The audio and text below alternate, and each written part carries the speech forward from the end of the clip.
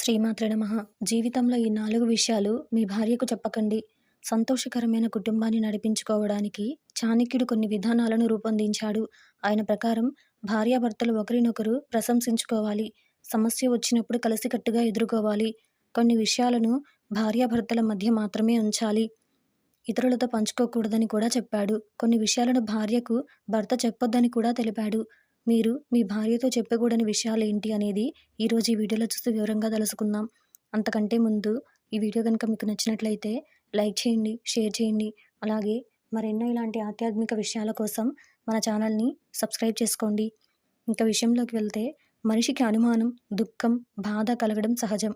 పురుషులు పని చేయడానికి బయటకు వెళ్ళడం వల్ల కొన్నిసార్లు అవమానాలను ఎదుర్కోవాల్సి ఉంటుంది.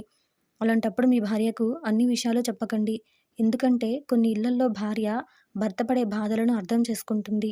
కొన్ని సందర్భాల్లో భర్త దూషిస్తే భార్య అదే మాట పదే పదే చెప్పి బాధ పెడుతుంది. చాణక్యుడి ప్రకారం బయట జరిగిన అవమానాన్ని భార్యకు చెప్పకూడదు. చాణక్యుడి ప్రకారం భర్త తన పని గురించి మొత్తం విషయాన్ని భార్యకు చెప్పకూడదు. జీతం గురించి కూడా పూర్తిగా తెలియకూడదు. ఎందుకంటే ఆమె మీ ఆదాయాలను లెక్కిస్తుంది. మీరు అవసరమైన పనిపై ఖర్చు చేస్తుంటే మీ చేతులను దానిపై ఖర్చు చేయకుండా కట్టివేయవచ్చు. చాణక్యుడు చెప్పిన ప్రకారం మీరు చేసే దాన ధర్మం గురించి మీ భార్యకు చెప్పకూడదు. మన ధర్మం ఎప్పుడూ రహస్యంగా ఉండాలి. కుడి చేతితో మనం చేసేది ఎడమ చేతికి తెలియకూడదు. దాన ధర్మం గురించి అందరికీ చెప్పుకుంటూ పోతే దానానికి ప్రాధాన్యత పోతుంది.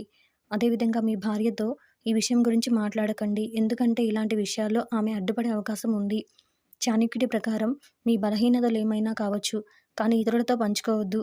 అంతేకాదు, మీ భార్యకు అస్సలు చెప్పొద్దు. ఎందుకంటే ఆమె మీ బలహీనతను ఆయుధంగా చేసుకుంటే కష్టం. మీ బలహీనతను దృష్టిలో ఉంచుకొని ఆమె మీపై ఆధిపత్యం చెలాయించే అవకాశం ఉంది. అందరూ ఇలా చేయరు, కానీ చాలామంది మీ బలహీనతను ఉపయోగించుకుంటారు. జాగ్రత్తగా ఉండడం అవసరం.